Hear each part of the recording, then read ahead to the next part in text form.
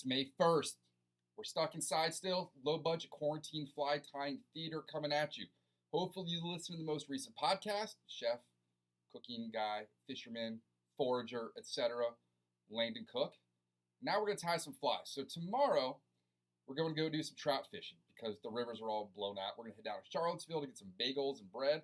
Then we're going to work our way back and fish for trout streams. And there's only one streamer I fish for trout.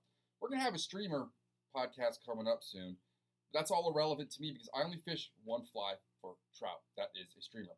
I originated this fly about 20 years ago when I worked at Orvis Tyson's, and I had access to Spruce Creek in Pennsylvania and the Little J, and I could go up there whenever I wanted fished. So I started fishing this up there and making modifications. Did some fishing in Colorado.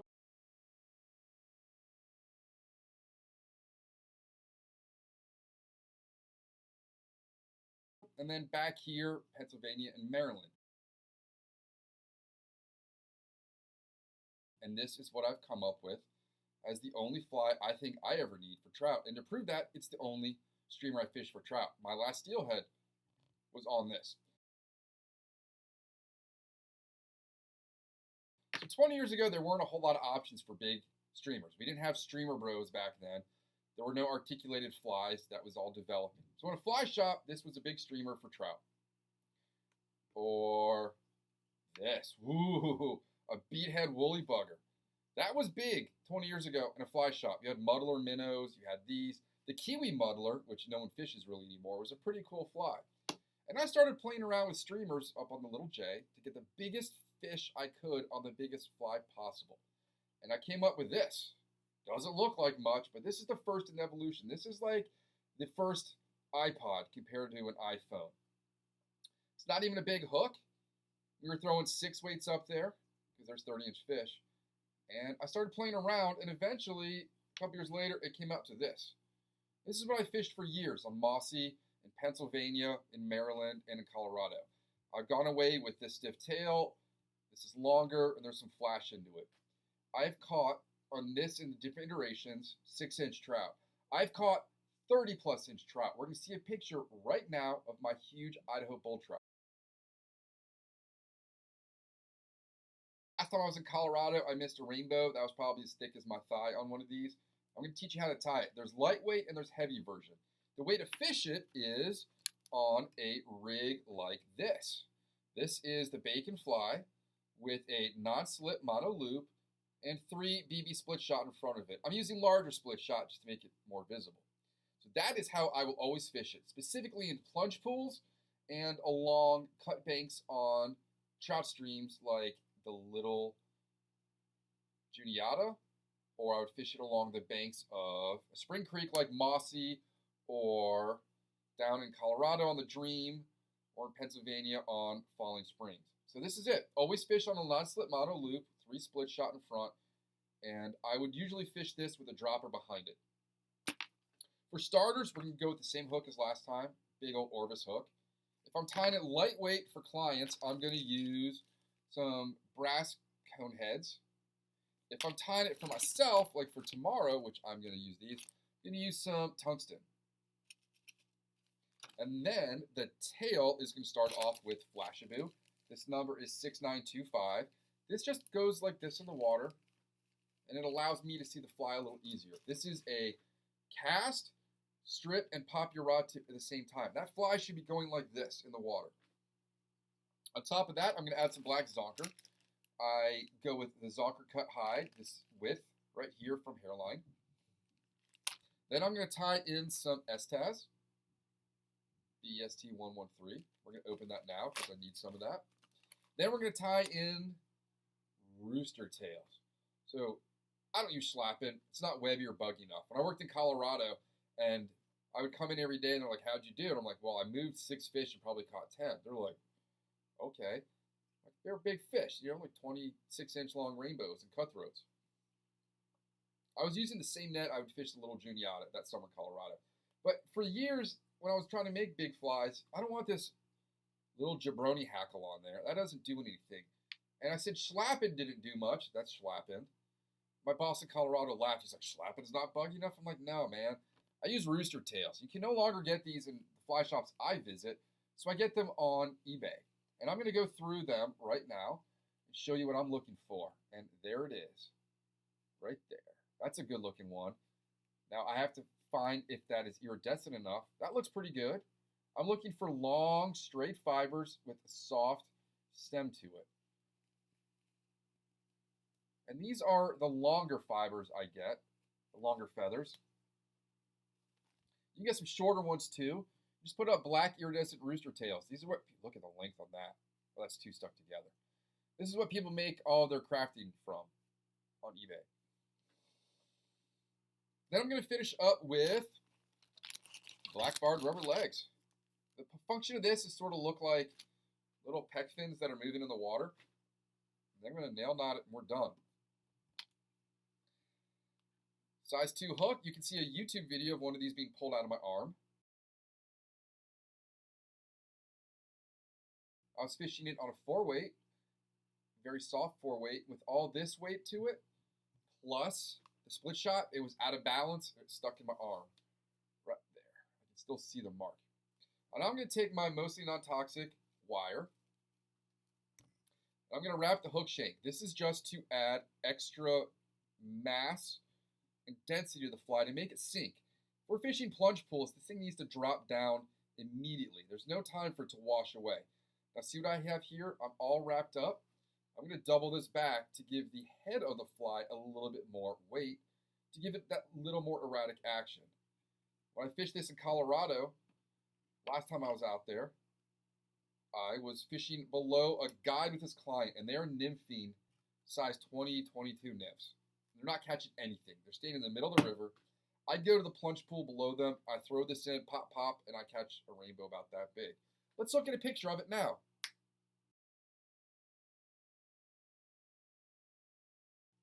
Pretty cool, right? I'm going to use 210 denier on this. And I'm going to start the tail and the threads in this little gap right here. Cut that. Now this is already pre-measured, so I can just take a pinch off of this. I tried Flashaboo, thick, tried some other stuff, but I settled on this color because, as you can see, it's kind of mixed in there. It's a little bit longer than the hook. I'm fine with this sticking out a little far. Let's even it up. Now I'm going to take a piece of black zonker hide. You can look at the diameter. I think that's what they call 1/8 of an inch on hairline. Measure that about the length of the hook. And then I've got that little gap right here. Again, I'm going to tie this in. It's zonker. It's not marabou. So if it's too long, you're getting short strikes. Just cut the tail down. All right. Pretty easy right there. So now I'm going to take my Estaz. And it's already balled up. You can see it's got that peacocky black bugginess to it. I've tried other materials, cactus chenilles. I'm always going to go back to this. I'm going to tie this in right here. And now I've got my long rooster fibers. Long hackle. What this does in the water, it gives the fly really, really big shoulders and helps it push water and move through the water. People that have fished this fly with me have remarked at the amazing action it has in the water. So yeah, that's no mistake. So I'm almost done. I'm going to take my big ball of chenille now. And I am just going to wrap. Nothing fancy. Takes a little longer because it's a size 2 hook. I'll also sell these in size 4 on the website. I've taken down my Square store for buying flies because that means I got to go to the post office. Please buy from Etsy. Then I can print off a shipping label. So that body is wrapped. A couple wraps back there. That's a little snug, so I'm going to push it back. Give some room for rubber legs. Now, when I wrap this, again, I've got to make sure the fibers are going this way, not this way. And I'm going to wrap as many times as I can to fill this in. When I get to the head, I'm going to give it a couple of extra wraps just to bulk up that shoulder.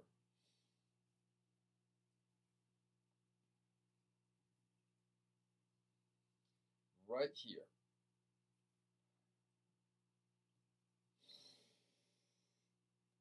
Turn it on me, feather. Okay. I'm going to pull it into the gap between the S-Taz and the cone. I'm going to cut it. It's pretty beefy looking. Look at the profile on that. But when it's in the water, it's going to be collapsed down. It has a very kind of large sculpin head look to it. So I took the rubber legs, I cut them in half, and then I cut them into pieces. So these are going to be 3 pieces. Doesn't matter the orientation. That gap right in between the feather and the cone is where I'm going to tie these in. Just lay it over. 1, 2 wraps. Snug. If you pull too hard, you're going to cut that silicone. We're going to take the other 3, and I'm going to lay them facing me. If you want close-ups of this video, I'm pretty sure I probably have 10 or 12 already on YouTube. The reason it's called a bacon fly is everything loves bacon, including me. I'm not supposed to eat bacon. Bought a bunch at the store yesterday in case there's a shortage. And now I'm just going to half hitch this.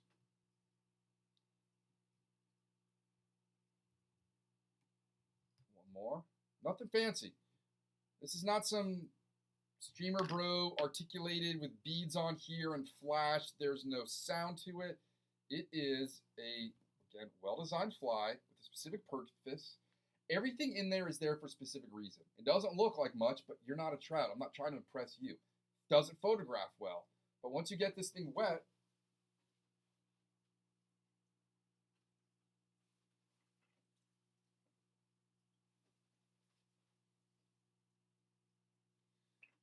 there we go.